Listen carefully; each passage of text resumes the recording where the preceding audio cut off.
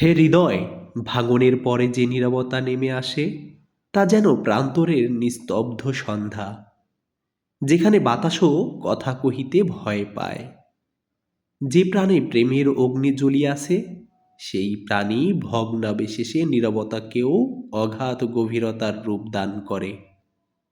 ভালোবাসার সকল সুরে ভেঙে গেলে মনের অন্তঃস্থলে যে স্তব্ধতা জন্মে তা শব্দরহিত হলেও সেই নীরবতা অনেক সময় হাজার বাক্য অপেক্ষার অধিক তীব্র, অধিক ব্যথাতুর।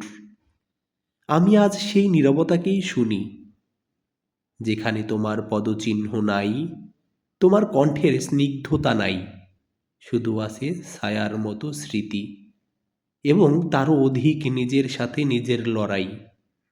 হৃদয় ভাঙিয়া গেলেও জীবনের পথ থামিয়া থাকে না। নীরবতাই তখন শিক্ষক, যে শিখাইয়া দেয় ভালোবাসা শুধু পাওয়ার নয়, সারিয়া দেয়ারও এক পবিত্র অধ্যায়।